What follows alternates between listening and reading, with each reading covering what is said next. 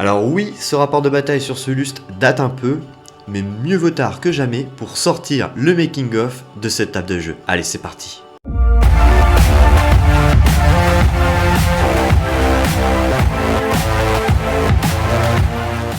Salutations, et aujourd'hui, comme vous l'avez compris, je vais parler du making-of de la conception de cette table de jeu, donc du choix du tapis jusqu'à la fabrication du petit bunker, etc. Donc je vais vraiment vous donner un maximum d'informations sur cette table pour vous aiguiller à vous, vos prochains projets de table de jeu, et pourquoi pas essayer de faire la même que la mienne. Donc la conception est très simple, je suis déjà parti sur ce choix de cette planète par rapport à un vote qu'on avait eu sur le Tipeee de la chaîne. Donc les tipeurs ont subventionné bien sûr cette table de jeu, donc le coût financier était important, il faut compter hors tapis une bonne centaine d'euros. Et ça, c'est bien sûr quelque chose qui n'était pas possible sans la générosité des tipeurs. Donc un grand merci à ces personnes-là. Et aussi la générosité de certaines impressions 3D que j'ai obtenues pour cette table de jeu. Donc notamment des pièces comme cet élément de décor, qui était pour moi super important. Et puis on a aussi le bunker et la tourelle 3D. Donc je remercie vraiment les fidèles donateurs, que ce soit sur Tipeee comme pour l'aide en impression 3D par exemple, car sans bien sûr ces derniers, la table n'aurait jamais pu voir le jour. Donc je suis parti comme ça sur une idée de création de table avec une vision un petit peu dans l'esprit du jeu vidéo Battlefront 2, où on peut apercevoir cette planète. Donc je me suis inspiré un petit peu et j'ai laissé cours à mon imagination. Donc il faut savoir que j'ai retransmis tout ça sur un plan, mais vraiment à l'arrache, histoire de présenter le projet aux tipeurs, pour qu'ils le valident et qu'ils me donnent des suggestions s'ils avaient envie d'avoir. Donc j'étais parti sur des éléments à poser sur un tapis, avec un bunker sur une des parties de table, donc à l'opposé, pour avoir quelque chose de côté empire, et puis le côté où il n'y aurait pas ce bunker, un côté rebelle pour le déploiement. Et puis j'avais cette idée du canon laser à proximité, voilà, une vraie base en fait de l'empire. Donc tout ça, j'avais cette idée-là dans ma tête. Donc là, la tâche était importante de trouver l'idée d'un tapis qui correspondait. Donc il y avait plusieurs marques, et j'avais envie de créer un partenariat avec une fabrique française. Donc je suis parti sur l'idée de contacter Crank Wargame pour un partenariat, vu que je voulais leur proposer, s'ils le souhaitaient, sponsoriser la chaîne avec des tapis. Et du coup, sur les deux tapis qui m'ont été envoyés, j'avais choisi bien sûr ces deux, et celui volcanique vraiment en priorité, parce que c'était pour cette table de jeu sur ce lustre. Donc je remercie encore Crank Wargame qui nous a fait confiance, et du coup merci pour l'envoi de ces tapis, et notamment celui-là qui nous a servi et qui rend très très très bien. Donc je suis parti sur cette base-là, donc un tapis avec des effets de craquelure et de lave, donc qui était bien dans l'esprit Suluste et qui se marie très très bien. Et ensuite, il fallait passer à l'étape de la conception. Donc la conception était relativement simple. Tous les éléments posés sont en polystyrène. Là où il y aurait le plus gros travail, ça serait sur le bunker. Et pour cet élément, je suis parti sur différentes étapes que je vais vous décrire tout de suite. Les différentes plaques de MDF. Donc là, c'est un morceau de plinthe qui a une forme arrondie, que je vais mettre sur le devant pour faire un léger avancé, une autre un peu plus grande pour le compléter, voilà, pour agrandir ma plaque de base, et l'ajout de petites réglettes de cache câble qui me restaient en décor, et puis tout ça va être combiné pour donner une structure plutôt sympa. Du coup, avec un marqueur, je me suis fait un marquage pour découper ma plaque de polystyrène, pour avoir en fait la structure rocheuse de base, celle qui touchera le tapis, qui viendra poser mon élément de décor. Donc une fois bien sûr que j'ai découpé tout ça, je viens coller ma plaque, ma première grande plaque sur le dessus, et je donne un coup de cutter sur la face qui va être encollée pour en fait permettre d'avoir un système d'accroche par rapport à la colle. Donc moi qui suis dans le milieu du bois, enfin qui était dans le milieu du bois, ancien ébéniste, voilà, c'est des méthodes qui permettent justement d'avoir de meilleures de fixation de la colle à bois par rapport au support. Le fait d'enrayer comme ça une surface permet d'avoir une meilleure phase d'accroche.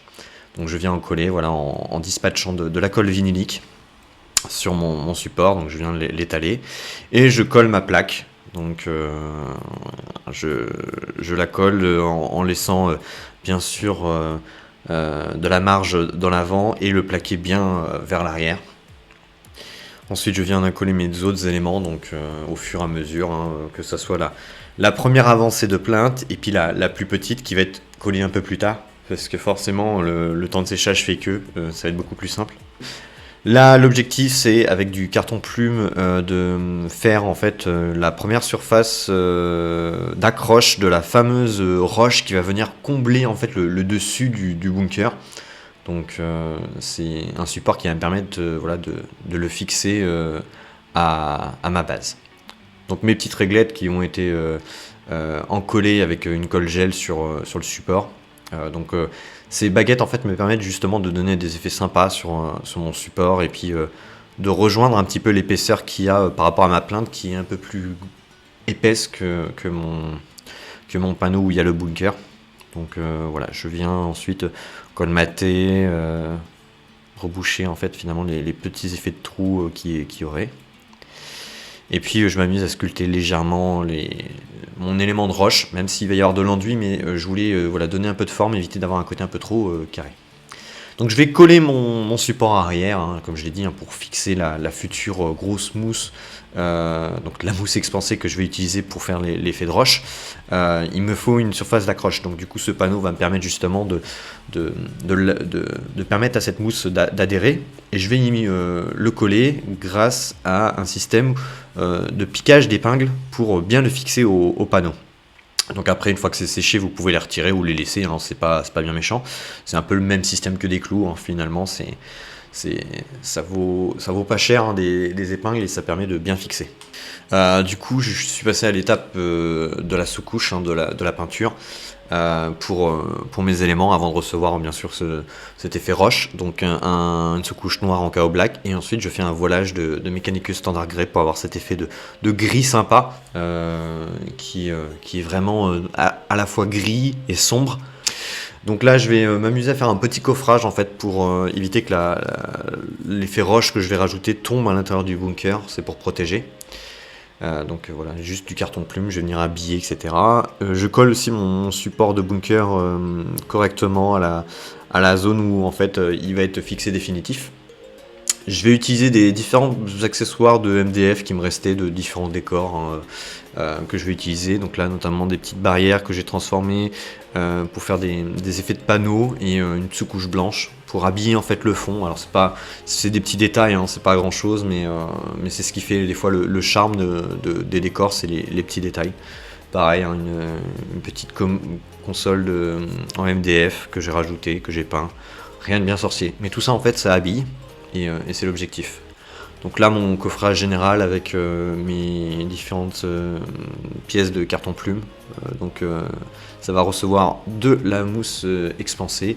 Donc voilà, j'ai appliqué cette mousse qui m'a permis justement d'avoir cet effet de roche rapide.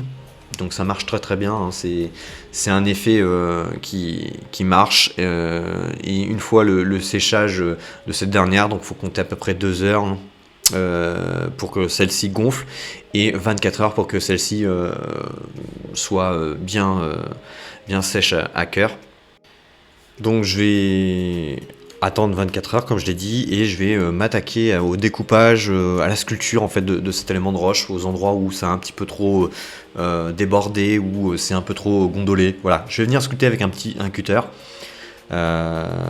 et donner la forme finale que je souhaite en fait à mon élément de roche. Donc la mousse expansible est vraiment un matériau très, très sympa à travailler. Mais par contre, il faut bien sûr prendre une bombe qui soit, qui soit adaptée pour être peint. Il y en a qui ne le sont pas, donc c'est super important. Donc moi, je l'ai payé à peu près 9 € chez Castorama. Et je suis vraiment pas déçu, ça fonctionne très très bien. Donc voilà, je sculpte. Alors ça prend du temps, hein, je vous cache pas, hein, le fait de sculpter, de donner la forme qu'on veut à cette mousse, mais l'avantage c'est que contrairement directement à un taillage de polystyrène, vous avez directement un volume, une forme qui se fait un peu naturellement, et ça c'est ce que j'apprécie beaucoup. Alors des fois j'y vais aussi au gros couteau, hein, parce que il y a des zones où c'est assez épais et le cutter ça marche pas des masses, donc après c'est bien sûr à vous de voir. Donc là voilà, je mets mes différents éléments à côté, notamment là par exemple la pièce que je voulais mettre d'impression 3D, je trouve que ça donne quelque chose de sympa et on commence à avoir quelque chose de vraiment cool. Je vais passer ensuite à l'étape de l'enduit, donc je vais enduire en fait tout ce qui est polystyrène et mousse expansée avec de l'enduit de lissage.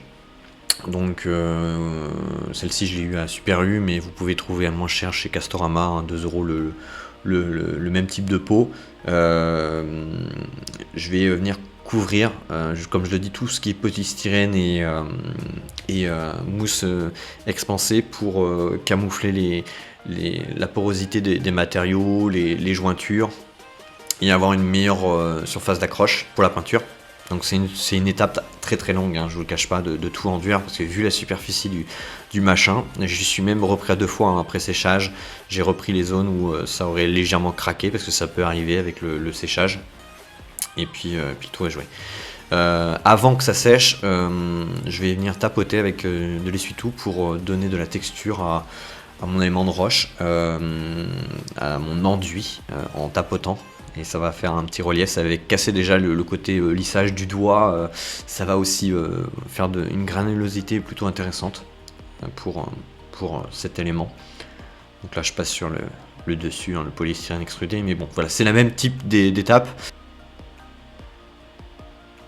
Donc le tout a été peint avec de l'acrylique noir et après et un petit brossage léger en un gris un peu plus clair avec une petite pointe de blanc, et le tour est joué.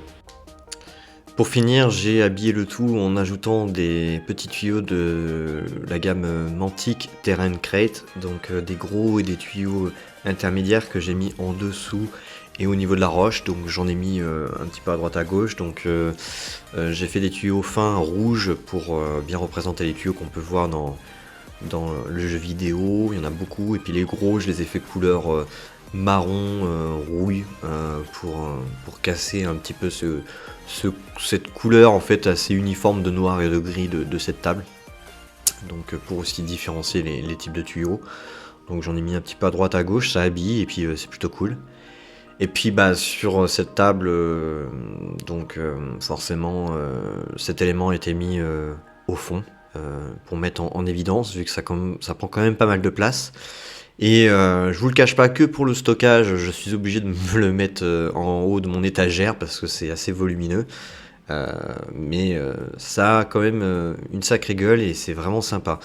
Je suis assez content du résultat, et puis sur ce rapport de bataille, c'est vrai que c'était une pièce assez imposante. Donc ça c'était pour la partie bunker.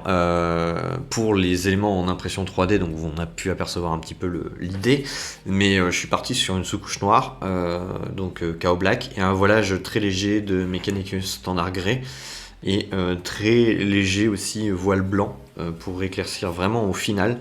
Mais voilà, les trois teintes combinées, vraiment surtout sans être trop exagéré, parce que j'aime pas les trucs trop flashy, hein, qu'on peut voir des fois avec des effets d'aérographe. Voilà, je voulais quelque chose de relativement simple, et puis après des petites touches de peinture un petit peu à droite à gauche comme du noir, mais c'est des choses qui étaient relativement simples. Je vous dis, hein, la plus grosse difficulté de la table c'était le bunker, le reste voilà, c'était assez simple. Concernant les différentes plateformes de roche qu'on peut avoir posées sur les éléments de décor, bon, c'est relativement simple, c'est la même technique que le bunker, c'est-à-dire que c'est des plaques de polystyrène que j'ai découpées, que j'ai enduit, que j'ai peint. Le tour est joué.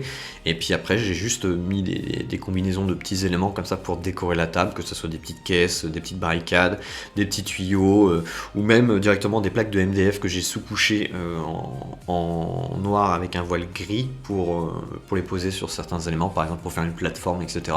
Donc tous ces petits détails-là, en fait, finalement, faisaient le charme de cette table. C'était pas forcément la plus belle des tables, c'est pas la plus belle que j'ai pu confectionner parce que c'est assez dur et difficile de représenter une table sur un tapis avec des effets de volcanique. Faut bien maîtriser l'effet assez sombre de cette table, donc mettre en avant en fait finalement des petits détails qui puissent rehausser un petit peu les couleurs. Au niveau de la conception du gameplay, je pense que l'élément de décor était vraiment bien réfléchi. J'ai pas eu de difficulté quand on a joué la partie avec mon cher camarade Simon sur cette table à se dire bon bah voilà, mec, t'as merdé au niveau de la conception parce que c'est pas pratique pour le gameplay. Non, là-dessus on n'a pas eu ce problème-là, chose qu'on a pu avoir sur d'autres tables de jeu, mais sur celle-ci en fait c'était relativement simple. On n'a pas cherché non plus à jouer au niveau du bunker. C'est peut-être la partie qui est un peu la plus garnie en fait et qui aurait été peut-être plus difficile à positionner des troupes, mais hormis ça, non, la table était vraiment très agréable en termes de gameplay et on s'est vraiment super bien amusé. Donc voilà les petites astuces, les petites coulisses de cette table de jeu. Donc j'espère que cette vidéo vous a plu, vous a informé et vous a donné des idées.